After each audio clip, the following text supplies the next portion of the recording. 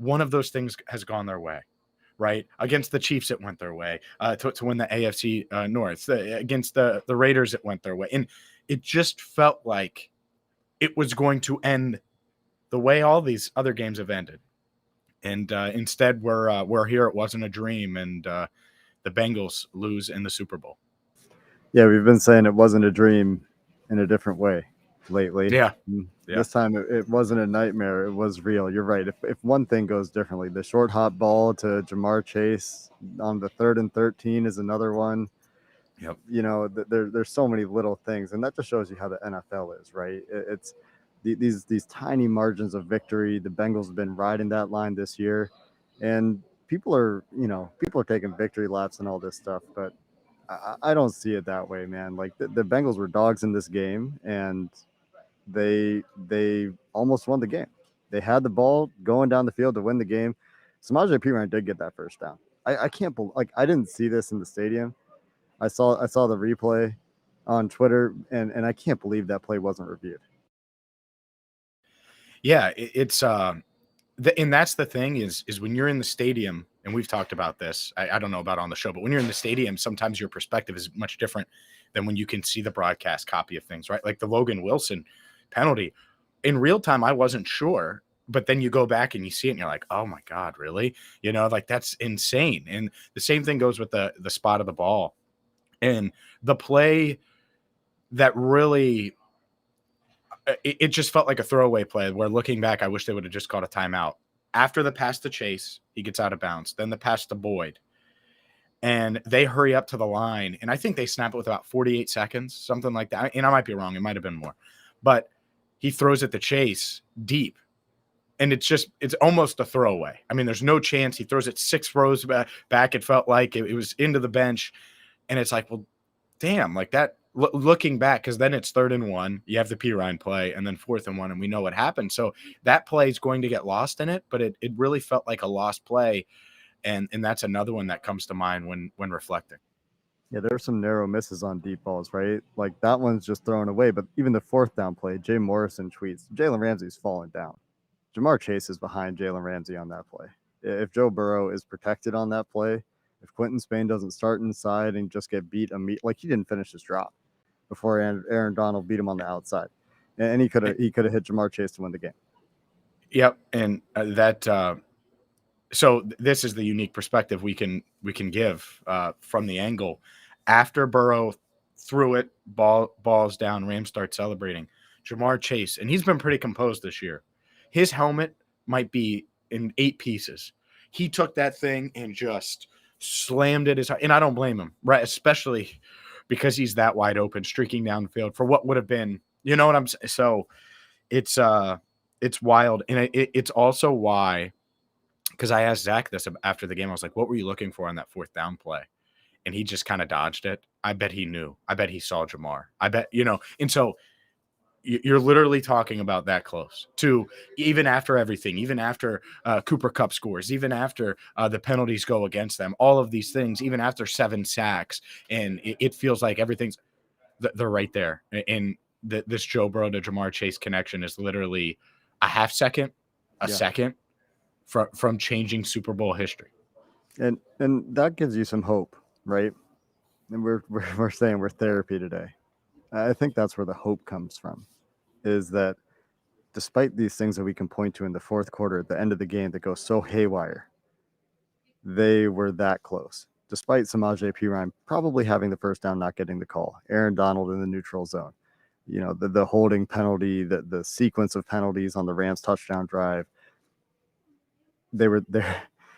They were that close. And so to me, that does inspire some hope for the future, right? It's hard to get back to the Super Bowl. It is. But this is not necessarily a one and done deal. There is a core here. We talked yesterday a lot about how I don't think they can run the offense they want to run. And there are some clear things to fix, but the core is there. And I don't think you can dismiss this run as a fluke. Oh, certainly not. And we can talk about that. We can go there next about the run a little bit, a little reflection as part of the therapy. But first, I have to tell you, about Bet Online, because football season might be over, but basketball is full steam ahead for both pro and college hoops. So maybe it's my guy Steph Curry and the Golden State Warriors, or maybe you like the Phoenix Suns or someone in between. Either way, you need to get to Bet Online right now. They're the best spot for all of your wagering, all of the scores you're looking for. And it's not just basketball. BetOnline.net has you hockey, boxing, UFC, and so much more, including, I can't believe I'm mentioning this, Super Bowl 57 odds at betonline.net right now. So head to the website today or use your mobile device to learn more about the trends in action. Bet Online, where the game starts. And let's go there next, Jake. What a bleep and run. Like, so much fun. Like, when we were hosting our meetup against the Jags, right, way back in week 4, and all of our loyal listeners that came out and supported the show and stuff, it was awesome, right? And they ended up winning that game. But if I would have told you then that, and I know I get 3-1, right? But if I would have told you then that they're going to win the division, I think maybe. But not only did they win the division, not only did they win the first playoff game in 31 years, not only did they win their first and second road playoff games in franchise history, they did it all this season. And so, like, when you take a step back, which is part of what we probably need to do during this therapy session, it's like, wow, what a wild run. That was a ton of fun. I mean, it's crazy to think about. And yeah, you can obviously drive yourself crazy, and I have really since the game ended, looking at ways it could have been different. At the same time, what happened, and everything leading up to that, there's a reason why you kind of expected them to pull it out, because of all the fun and all the things they were doing in those past weeks during this magical run. And I saw when I was in the tailgate, I don't remember which talking head it was, Skip Bayless, Steven, I don't know, one of those guys had a 33-13 Rams score prediction. And I'm sitting here thinking, like, man, have you watched these playoffs? The Rams have been in close games. The Bengals have been in close games. And we had a close Super Bowl. It came down to a last drive for the Rams and a last drive for the Bengals. And it had the feel of last quarterback to have the ball wins. And, you know, the Bengals were really close to that. But you're right, James. I mean, that week 4 game, at halftime of that week 4 game, I'm thinking, like, man, do we have to talk about firing Zach Taylor again? And I know there's some listeners out there that want us to have that conversation. It's not happening. The Bengals are not firing Zach Taylor. They're going to extend all their coaches. Yep. But the overachievement of this team is special. And I think that's worth, as you said, James, it's worth shouting out. It's worth acknowledging. It's worth praising, because this is a team that couldn't run an offense, that was severely limited, that didn't, on offense, it didn't have really a great pass rush to go with Trey Hendrickson, and that showed up yesterday. These things can show up, and when they do show up, they can lose you games, and that's the razor thin margin of the NFL. But the fact that this team, with those flaws, with the Eli Apple time bomb that unfortunately went off in the Super Bowl, right? They made this close. It is remarkable, and tells you about, you know, what Lou Anarumo accomplished, what the other defensive players accomplished, the home runs they hit on that side of the ball, the tight knit nature of the locker room, and the quarterback they have, and their number 1 pick they have in Jamar Chase. These things are all just remarkable accomplishments for this team, and I think it is worth praising that. And it occurs to me, James, reflecting on the in-person media day on Friday, the defensive players I talked, really the whole team. I only talked to one offensive player, which was T. Higgins, but the defensive players I talked to were so confident, so comfortable, and really spoke so glowingly of their teammates. That's also really special. Yeah, that's rare, and it's hard to capture that, right? That's one of those things, you know, hopefully they can keep that bottled up and use that and keep that as, you know, a part of this culture, a part of what, you know, the fibers that make up this team. But it's hard. It's hard to do that and have that, man. I've covered a lot of teams and not just NFL, right? Baseball, NBA. It's hard to have that type of closeness, and it was unique. And you felt it. You're right.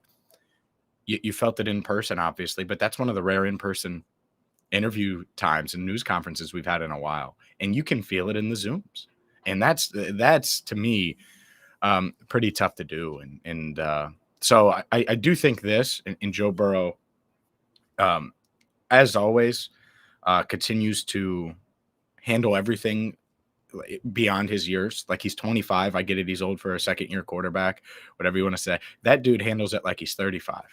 And he's like, yeah, I watched the Kurt Warner, It's a Football Life. And he said that they didn't celebrate enough after one of their losses. And I would imagine it was the Rams lost to the Patriots in the Super Bowl. I need to watch Kurt Warner, Football Life. Either way, Warner said that, and Burrow's like, I'm going to make sure we celebrate this team. And that's, you want to talk about keeping that culture. That's a huge part of it. So, we have plenty of time to talk about the future, but I agree with you. It was a really, really fun season. It was really cool to see all the Bengals fans get as excited as they were. I mean, every city, it seemed like there was more and more. I think there were more Bengals fans than Rams fans at the Super Bowl in Los Angeles. I think about that, especially with the way ticket prices were. And, this little Midwestern town, and I say that tongue in cheek, but little Midwestern town shows up and shows out, right? And people that are fans of the Bengals. So a lot to be excited about. And, that quarterback and that wide receiver combo, that's a big reason why. Yeah, I think that does really matter. I mean, I shouldn't go here, but really quick, like I just had this thought that, hopefully that bond that they have and Joe Burrow's leadership and his reference to that Football Life thing, like that direction could be enough to keep the core together, to keep the culture strong. Because it's hard to bounce back from a Super Bowl. Think about how you're feeling right now. Not you, James, but you, the listener. Think about how you're feeling right now. And then magnify that by what? 10,000, a million, whatever number you want to pick. That's how these coaches and players are feeling. And,